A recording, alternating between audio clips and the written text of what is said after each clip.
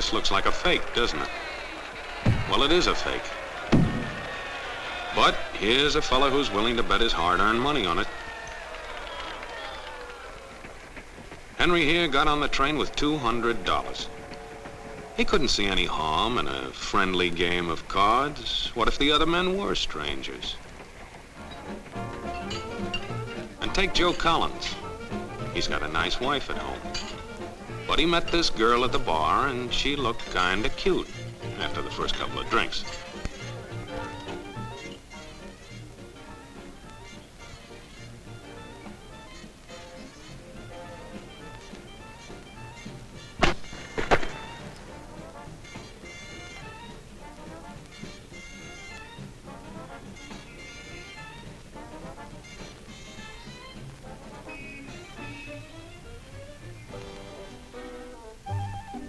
There's a good old-fashioned word for people like this. We call them suckers. And there are other people. People who stay up nights figuring out how to take away what they've got. There are all kinds of games and all kinds of suckers. Take Mike here, for instance. He's got everything, you might say. He's young, he's healthy, he's got a job. And he's got a country called America. It's a wonderful thing to have. America. Lots of room. Room enough to raise plenty of food.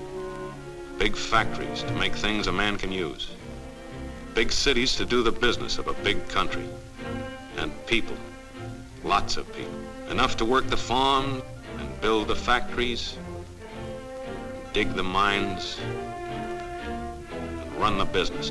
All kinds of people. People from different countries with different religions, different colored skins.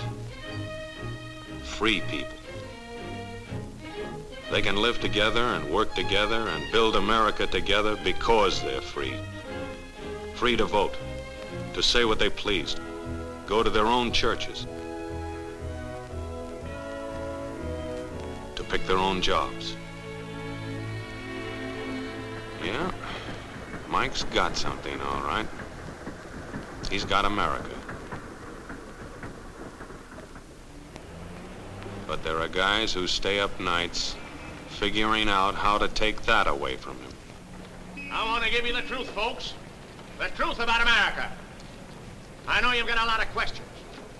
You want to know why you're not getting the breaks you deserve. Well, I'm not a politician.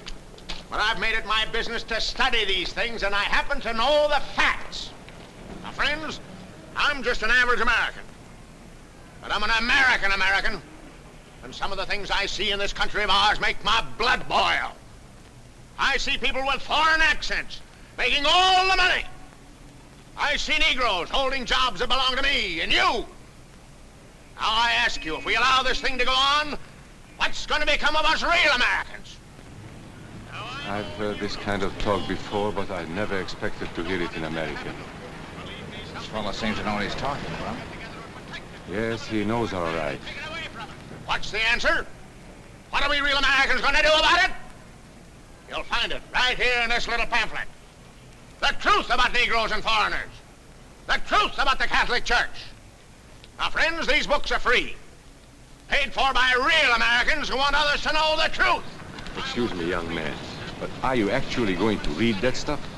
Sure, why not? You heard what he said, didn't you? Yes, I heard. But do you believe in that kind of talk? I don't know, makes pretty good sense to me. I'm speaking to you as an American. And I tell you, friends, we'll never be able to call this country our own until it's a country without. Without what? Yeah, without what? Without Negroes. Without alien foreigners. Without Catholics. Without Freemasons. You know these people... What's wrong with the Masons? I'm a Mason. Hey, that fellow's talking about me. And that makes a difference, doesn't it? These are your enemies. These are the people who are trying to take over our country. Now you know them. You know what they stand for. And it's up to you and me to fight them. Fight them and destroy them before they destroy us. Thank you.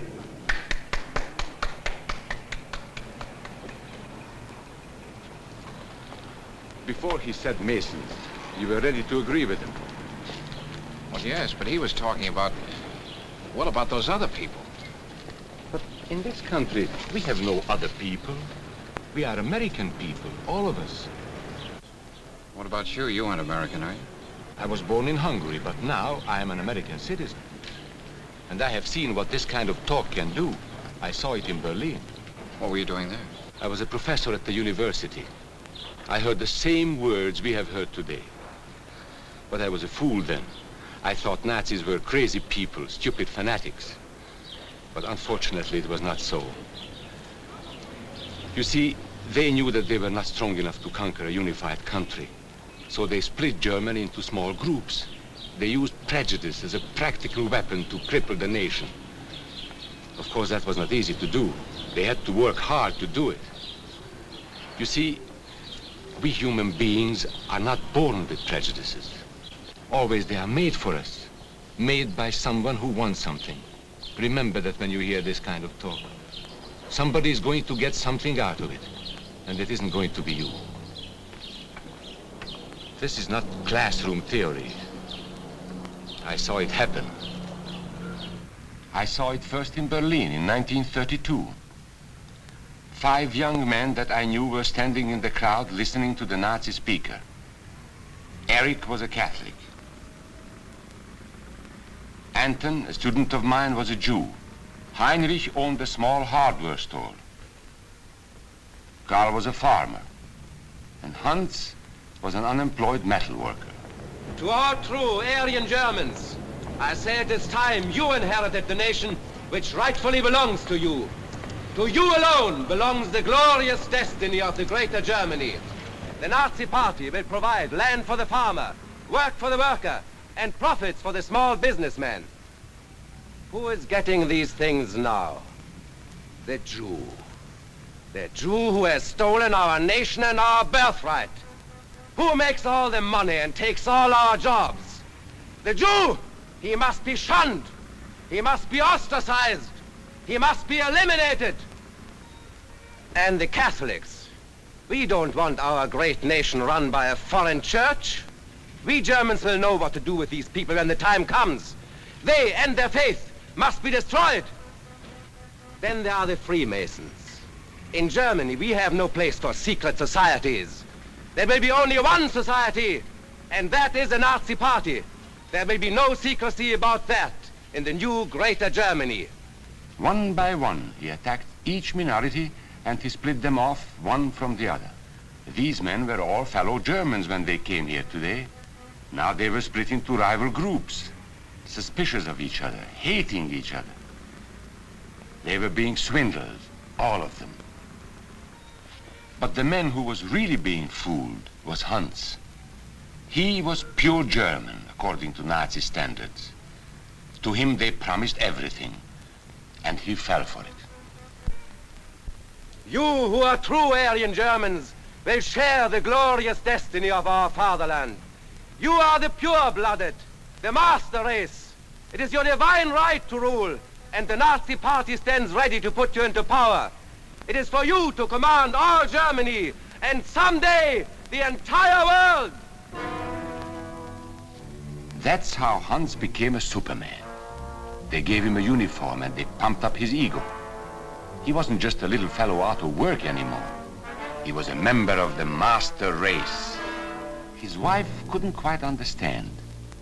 Even though he was a Superman, there wasn't any food in the house. Stupid woman.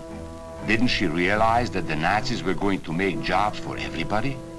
There would be plenty of food and clothing and a new house. Everything they wanted. The glorious future of Germany was to be theirs. And their children would someday rule the world. But his wife, silly woman, still wondered where the next meal was coming from. Hans didn't like that kind of talk. It was dangerous. For that kind of talk, people should be put in jail.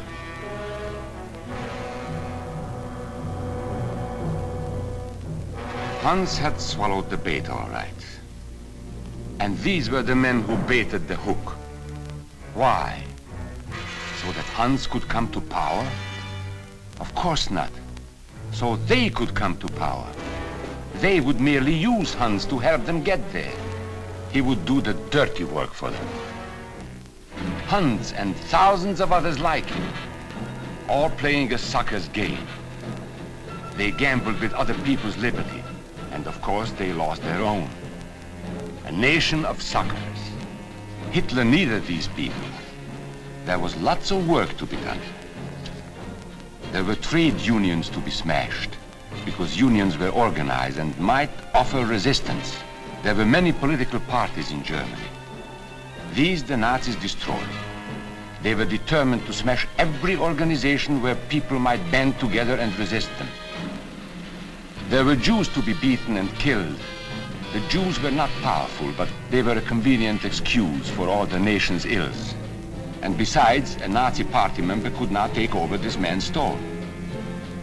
Hundreds of Catholics were put in jail because the Catholic Church had strength and could resist the Nazi drive for power.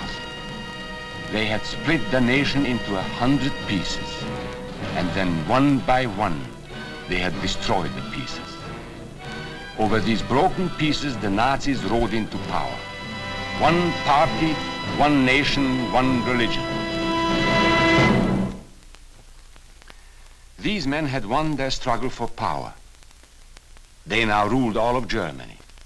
But still they had trouble with their oldest and most persistent enemy, the truth. They found that truth does not die easily, and so they decided to abolish truth. One great source of truth is literature, so they burned books, 20 million of them. Many great men in Germany who were spokesmen for truth were jailed or driven from their country. Teachers, writers, scientists. Education was discouraged. In 5 years, college attendance dropped 53%. It was forbidden to listen to a British radio program or read an American newspaper. In Nazi Germany, you had to get your information from Dr. Goebbels. He knew what was best for you. You couldn't see this movie or listen to this music. And you couldn't watch Joe Louis fight because the champion had black skin. He disproved Hitler's theory of Nordic supremacy. Albert Einstein, one of the world's great scientists, disproved that theory too. He was non-Aryan, so he had to leave Germany. His mind was dedicated to the search for truth, and the Nazis, having sold a lie, were most afraid of truth. The church was one force in Germany still strong enough to proclaim the truth in public. No doubt is possible that we Christians are in a grave battle. Against us stands a faith out of blood. The battle signals range from cool repudiation to hate-filled causes. Weapons are used that centuries have dulled. The aim of this battle is to dislodge Christianity from our fatherland. This Catholic priest was arrested the following day on charges of immorality. The Protestant church also continued to try and fight for truth. He who desires liberty for himself cannot deny it to others, lest he lose what he has gained. This is the great lesson the world can learn from Germany. The Nazis put this man in a concentration camp. There were others who spoke for truth, and I am proud to say that educators were among them. And what, may I ask, is an Aryan? I don't know myself. But let us see what our present so-called authorities have to say about him. They say he is tall,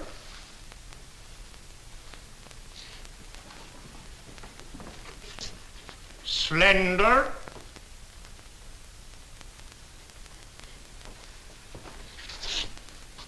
blue-eyed, and blonde. There is no Aryan race. And more important, there is no master race. There are people who may find these ideas convenient, but science cannot support them. There is no scientific proof that there's any correlation between a man's racial characteristics and his native ability or character. In all racial groups, we find the same range of potentialities. We find idiots and geniuses. We find criminals and philanthropists. We must judge each man as an individual and not by the color of his skin or his eyes or by the length of his nose.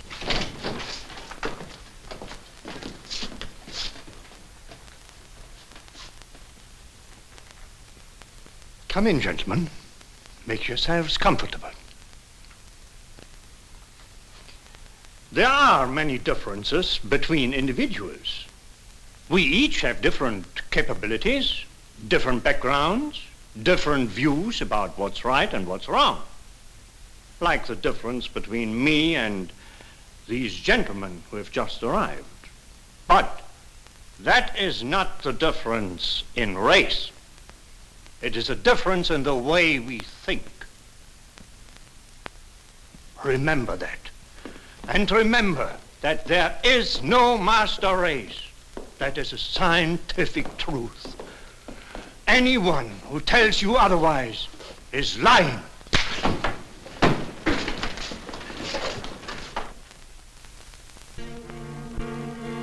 And so for all practical purposes, truth had been abolished in Germany.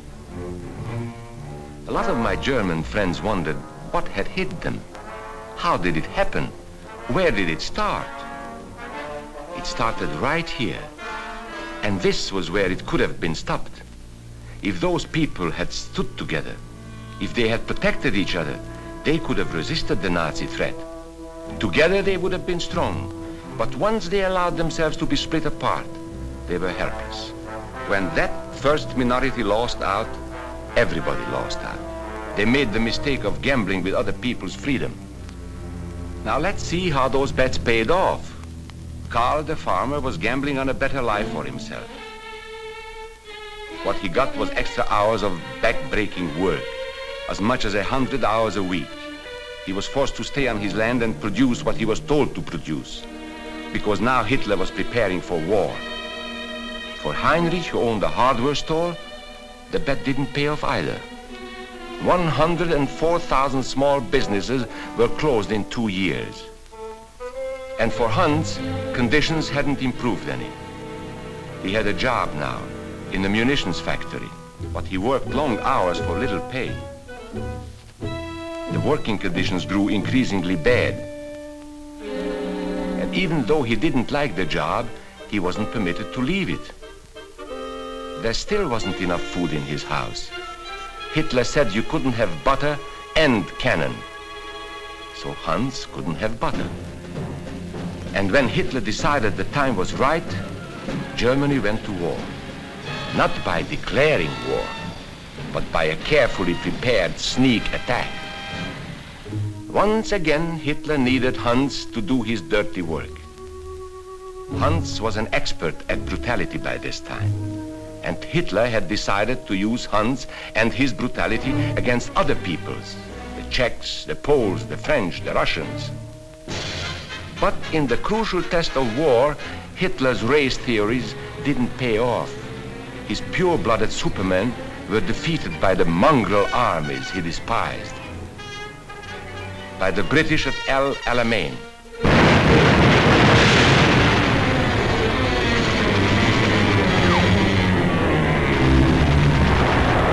By the Russians at Stalingrad.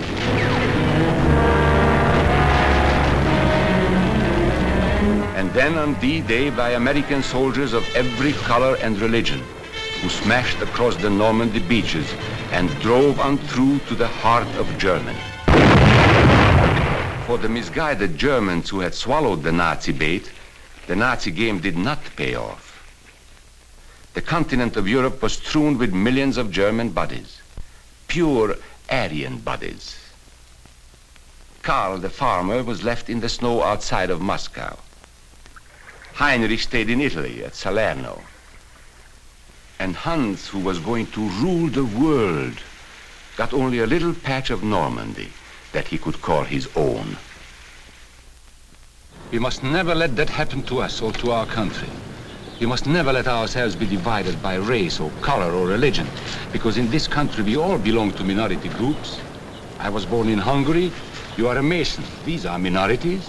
And then you belong to other minority groups too. You are a farmer. You have blue eyes. You go to the Methodist Church. Your right to belong to these minorities is a precious thing. You have a right to be what you are and say what you think, because here we have personal freedom. We have liberty. And these are not just fancy words. This is a practical and priceless way of living. But we must work at it. We must guard everyone's liberty, or we can lose our own. If we allow any minority to lose its freedom by persecution or by prejudice, we are threatening our own freedom. And this is not simply an ideal. This is good, hard common sense. You see, here in America is not a question whether we tolerate minorities. America is minorities. And that means you and me.